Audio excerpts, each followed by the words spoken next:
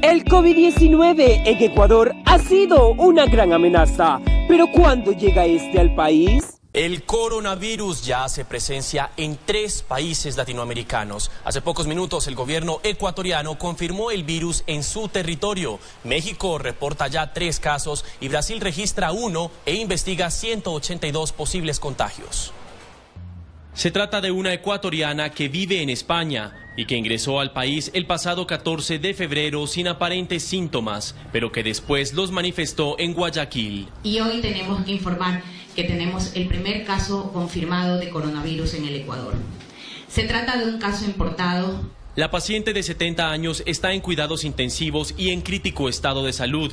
Es atendida en un hospital adaptado para atender a cualquier persona contagiada por la epidemia. Y queremos llamar a la ciudadanía a la parte de la corresponsabilidad ciudadana. Ahora nos toca reforzar las medidas de prevención, reforzar las medidas higiénico-sanitarias. Queremos recomendarles el lavado constante de la mano, el uso del gel antiséptico en caso de presentar sintomatología respiratoria, no automedicarse, sino acudir a un centro de salud más cercano. Autoridades ecuatorianas están realizando seguimientos a las personas que entraron en contacto con la mujer. Hay cerca de 80 personas en vigilancia, aunque ninguna ha presentado los síntomas de la enfermedad. Ecuador es el tercer país latinoamericano que reporta el brote en su territorio. Sin duda, la pandemia fue una gran amenaza. Por aquello, nuestros hospitales no se encontraban preparados para la amenaza de este enemigo invisible. A continuación les muestro un video aficionado. Todos esperando por cama, esperando por oxígeno. No sabemos cuándo llegue.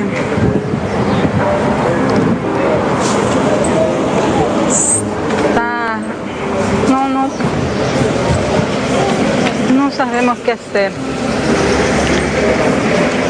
No sabemos qué padecer.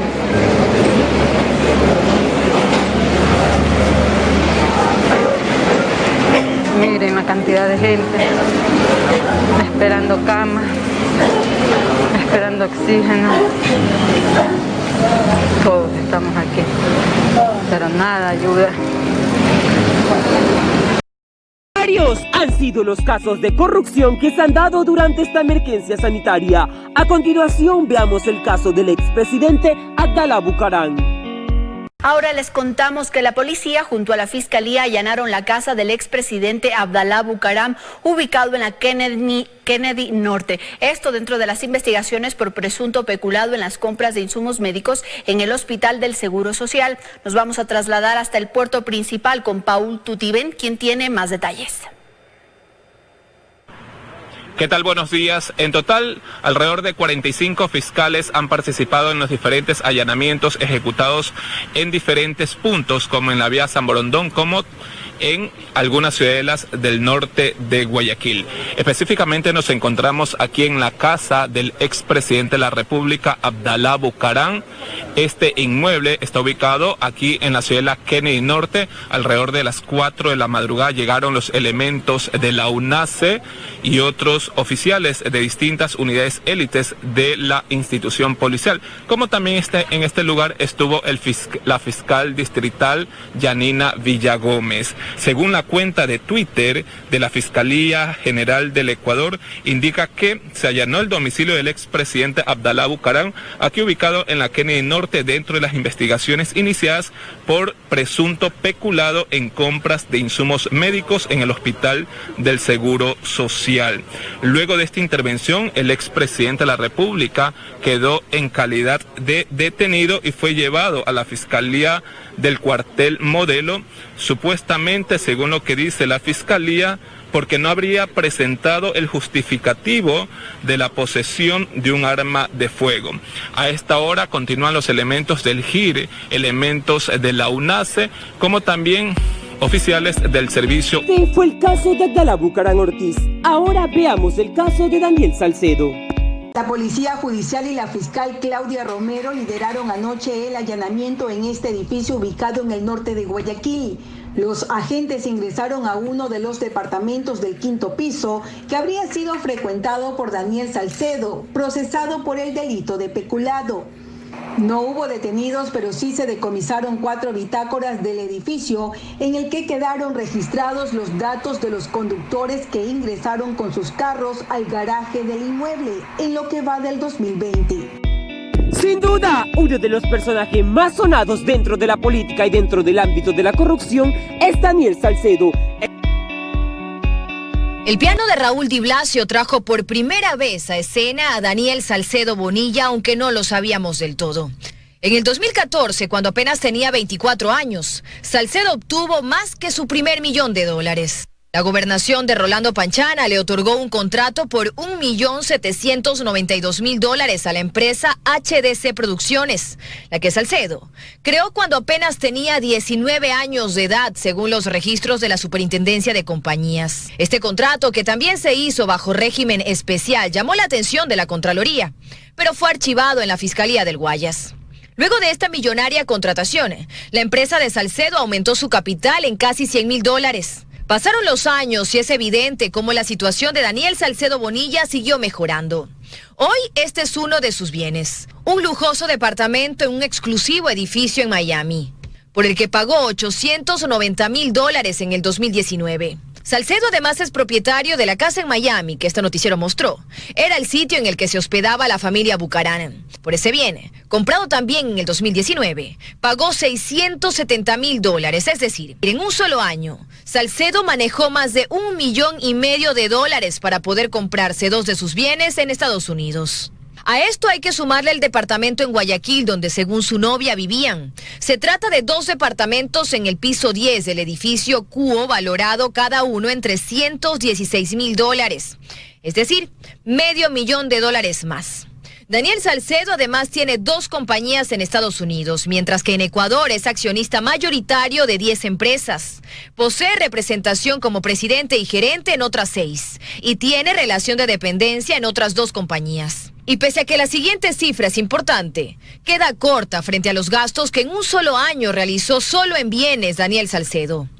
Este joven, entre el 2014 y el 2020, recibió ingresos a través del sistema financiero por $2.642.000. Solo con HDC Producciones recibió contratos por $3.5 millones en instituciones públicas. En el 2019, Daniel Salcedo declaró $1.411.000 en activos y $471.000 en pasivos, es decir, en bienes, y un patrimonio de $993.000. Una vez más, pese a que muy pocas personas en nuestro país tienen este patrimonio, esta cifra se queda corta frente a los bienes que tiene Salcedo dentro y fuera de Ecuador. Hoy, este hombre de 31 años, que comenzó con su primera empresa a los 19, ya está frente a la justicia y tiene cosas que explicar, pues las cuentas entre sus ingresos y sus gastos no cuadran. Deberá decir de dónde venía y hacia dónde iba el dinero que pasaba a través de él. Del mismo modo, el ex prefecto y ahora ya difunto Carlos Luis Morales también se vio inmerso en estos temas de corrupción. Y bien, casi en simultáneo, la Fiscalía del Guayas efectuó 8 allanamientos en Guayaquil, en los que incautó equipo de seguridad como trajes, mascarillas, documentación, equipos electrónicos. Se detuvo además a 8 personas en un caso diferente, entre ellos el prefecto del Guayas, Carlos Luis Morales, quien hoy deberá responder por una serie de contratos firmados durante la emergencia sanitaria en los que se han detectado irregularidades. Deberá responder a una investigación por peculado y por tráfico de influencias. Les hemos preparado un reportaje al respecto. Veamos. Arribó acompañado de miembros de la Policía Nacional. Es el prefecto del Guayas, Carlos Luis Morales, llegando a la unidad de flagrancia ubicada en el cuartel Modelo en el norte de Guayaquil. Fue detenido en una urbanización ubicada en la vía San Borondón, en un segundo intento de parte de las autoridades por dar con su paradero. Pues en horas de la madrugada de este miércoles la Fiscalía allanó su vivienda en ese mismo sector, pero no lo encontró.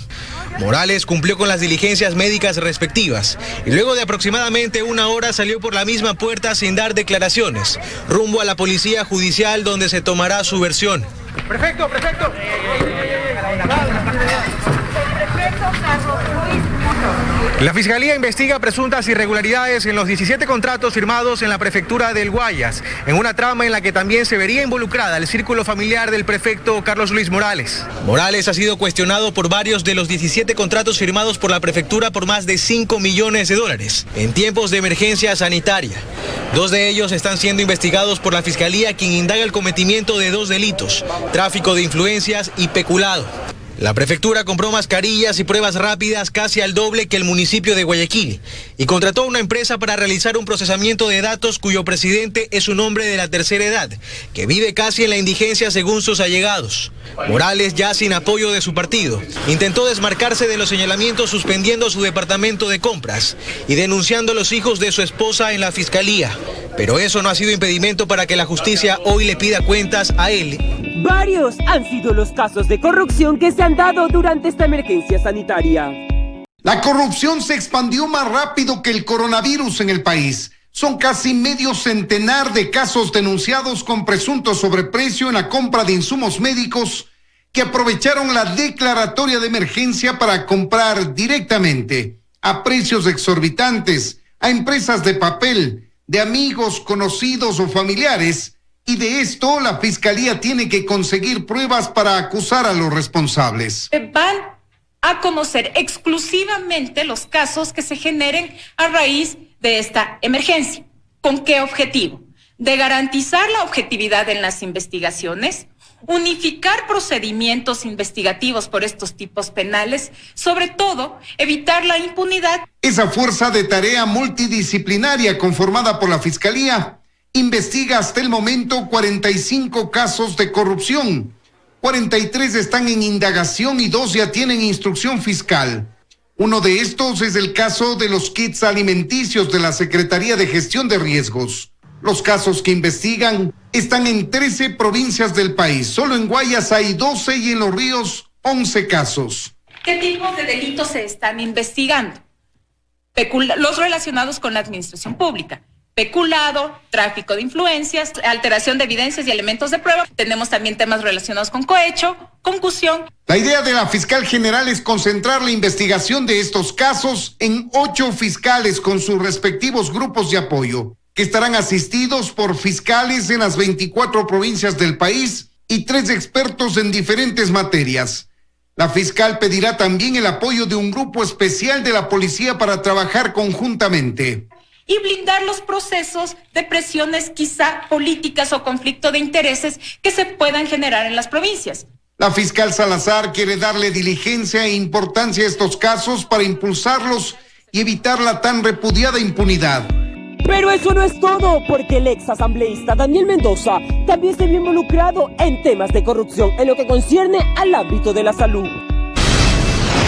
Sí, gracias. ¿Qué tal, amigos? Esta tarde en la Corte Nacional de Justicia habrá audiencia de formulación de cargos en contra del asambleísta Daniel Mendoza y del director del Servicio de Contratación de Obras, Edmundo Tamayo Silva, ambos funcionarios detenidos durante un operativo realizado esta madrugada por la fuerza de tarea que integran la Fiscalía General del Estado y la Policía Nacional. Recordemos que Daniel Mendoza fue detenido esta madrugada en la casa de su hermana en la ciudad de Portoviejo y posteriormente fue trasladado hasta Quito a la unidad de flagrancia. Ahí tenemos las imágenes de Daniel Mendoza ya saliendo de la unidad de flagrancia y en poco llegará hasta la Corte Nacional de Justicia para alrededor de las 6 de la tarde ser parte de esta audiencia de formulación de cargos. Los 2 funcionarios, Daniel Mendoza y Edmundo Tamayo, están acusados de delincuencia organizada en una trama de corrupción alrededor de la construcción del hospital de Pedernales. El juez que estará a cargo de esta audiencia es el doctor Marco Rodríguez, juez de la Corte Nacional de Justicia. Pero más detalles sobre el contexto de estas denuncias, la trama de corrupción de la construcción del hospital de Pedernales, nos tiene en detalle nuestro compañero Carlos Sacoto. Veamos. Fue nuevamente en horas de la madrugada, pero esta vez con blancos diferentes. La fuerza de tarea de la Fiscalía General del Estado ejecutó varios allanamientos en Quito, Portoviejo y Bahía de Caracas. Ahí se detuvo al asambleísta oficialista Daniel Mendoza y a René Tamayo, director del Servicio de Contratación de Obras, SECOP. Ambos son investigados por presunta delincuencia organizada, relacionada según la Fiscalía a la construcción del hospital de Pedernales en Manabí. contrato sobre el que llueven cuestionamientos por presuntos actos de corrupción. Las alarmas se encendieron el pasado 14 de mayo cuando Giancarlos Benavides, asesor del asambleísta Mendoza y directivo de su naciente partido político, fue detenido. De igual forma otras 8 personas, entre ellas el representante del consorcio Pedernales Manabí a cargo de la construcción del proyecto. En los allanamientos se incautó 1,7 millones de dólares entre dinero en efectivo y cheques de Ban Ecuador, entidad financiera donde el consorcio Pedernales Manabí abrió una cuenta para recibir 8 millones de dólares, que el Ministerio de Finanzas en marzo pasado le entregó como anticipo para la ejecución de la obra en donde solo se ha aplanado el terreno. En esa cuenta apenas queda el 10% del anticipo. Todo lo demás ya ha sido debitado. La Contraloría hizo su parte también y emitió un informe con indicios de responsabilidad penal, donde se asegura que el consorcio ganador, que fue constituido meses antes de recibir el contrato, fue beneficiado durante el proceso. Otras irregularidades se evidenciaron también en el contrato para su fiscalización, pues la empresa seleccionada es gerenciada por quien meses antes de recibir el contrato trabajaba justamente en el SECOP. Sin embargo, estas anomalías no llamaron la atención de la comisión técnica y el contrato fue entregado al consorcio Pedernales Manabí, que tenía hasta el 4 de junio para justificar el uso del anticipo, so pena de su terminación unilateral. Ahora el asambleísta Daniel Mendoza, quien es mencionado en reiteradas ocasiones en los informes de interceptación telefónica en este caso, y el titular del SECOP, René Tamayo, deberán rendir cuentas a la justicia. El presidente Lenín Moreno se refirió a las detenciones. Aseguró que la Fiscalía y la Policía cumplen con su deber. Ahora que la justicia aplique la ley, expresó, pues la corrupción se combate y se sanciona. Solo así se evita la impunidad, dijo Moreno en su cuenta de Twitter. En Guayaquil, Carlos Acoto, 24 horas. Y bien, una vez que se reportó la detención del asambleísta Daniel Mendoza, se ha discutido mucho sobre la necesidad o no del levantamiento de su inmunidad parlamentaria. No obstante, al tratarse de hechos que no están relacionados con el ejercicio de sus funciones de legislador, no se requeriría este levantamiento de la inmunidad. Eso sí, Mendoza goza de fuero de Corte Nacional y por esta razón, esta tarde aquí en la Corte Nacional se realizará la audiencia de formulación de cargos en su contra y también en contra del director del Servicio de Contratación de Obras, Edmundo Tamayo Silva. Ambos estarían procesados por el delito de delincuencia organizada. Pero ¿cuál será la opinión ciudadana referente a este tema? En un próximo reportaje veremos aquello.